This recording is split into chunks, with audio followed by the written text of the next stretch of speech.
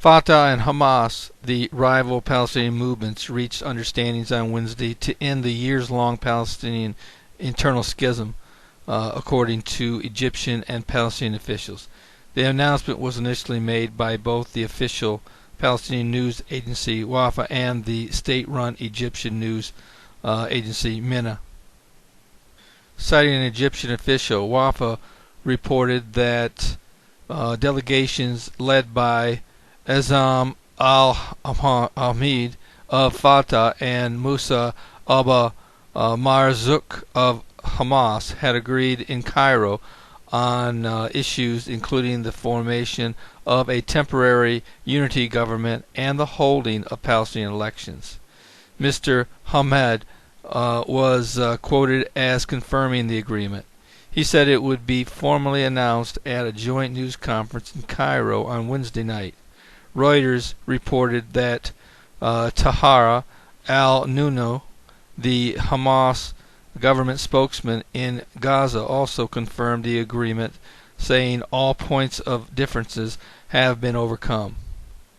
On Monday, amid news of the talks, Israel's Prime Minister Benjamin Netanyahu warned that reconciliation between the Palestinian groups could end prospects of peace talks with Israel, according to the newspaper Haaretz. You can't have peace with both Israel and Hamas. Haaretz quoted him as saying, choose peace with Israel. In another sign of Palestine's true intentions, the Palestinian Authority has carried out Iranian President Mahmoud Ahmadinejad's threat to wipe Israel off the map, and literally has done so by displaying maps of Palestine covering all of Israel at the same time its leaders talk about two states for two people. PA Chairman Mahmoud Abbas, head of the Fatah movement that controls the PA in Judea and Samaria, has in effect established a one-state solution in Fatah offices and in Palestinian Authority schools and offices. In light of Palestine's goal to seek UN recognition come September, ideas about annexing parts of the West Bank that until recently were considered extreme have been gaining traction in the Knesset in recent weeks, as the Palestinian Authority continues threatening to declare a state unilaterally.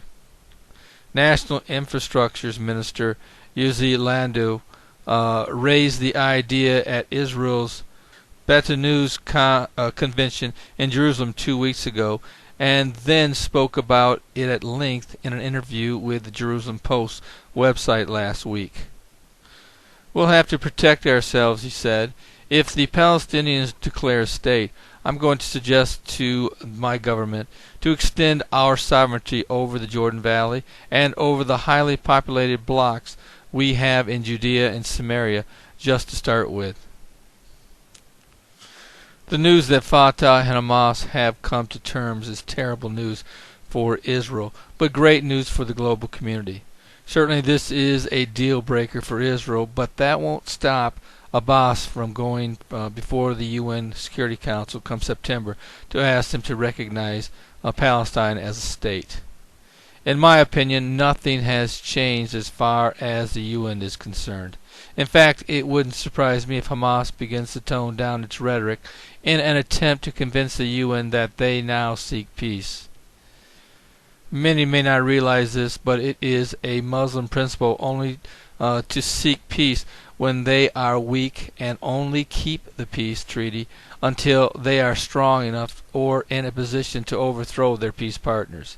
This concept of peace is known to the Muslims as Hudna, or ceasefire.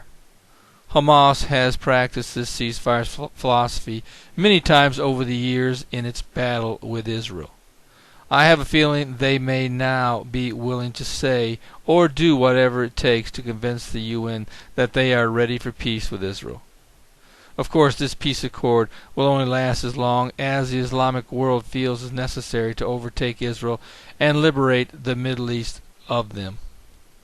The Palestinian Authority's only goal is in making peace with Israel or establishing a state has always been to eventually wipe Israel off the face of the map.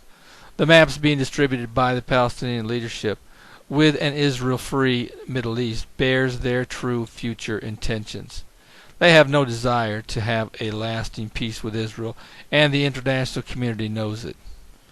Certainly, news that Fatah and Hamas may be reuniting is a major announcement that could likely affect what Israeli Prime Minister Benjamin Netanyahu has to say next month.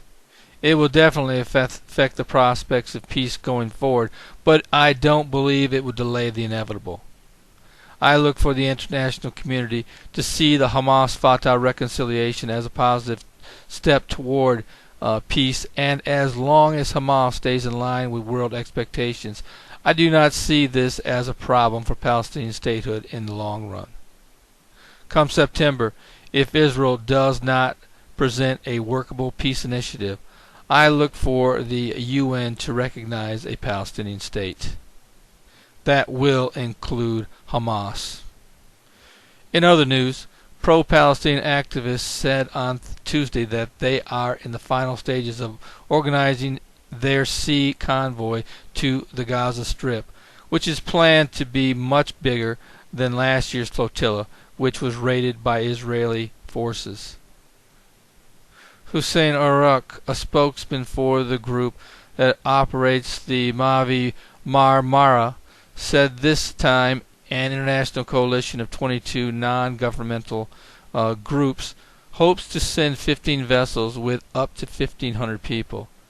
Last year, 6 ships and about half that number participated. The target date for departure of the new flotilla is the first anniversary of the raid, but it could be delayed, partly because it clashes with Turkish election campaigning. Organizers say the new effort includes activists from Europe, the Middle East, Southeast Asia, Latin America, Canada, and the United States. There is also a campaign going on at this time for an Islamic uprising against Israel to take place around the same time as the flotilla. Despite the closure of several Facebook pages promoting the campaign for the third Palestinian Intifada, set for May 15th of this year, hundreds of Facebook pages promoting the same aim still exist. Many of these pages feature statements in praise of martyrdom, jihad, and the killing of Jews. I look for these two events to place Israel in a very bad light with the UN and world opinion. This is Terry Malone with the Calvary Prophecy Report.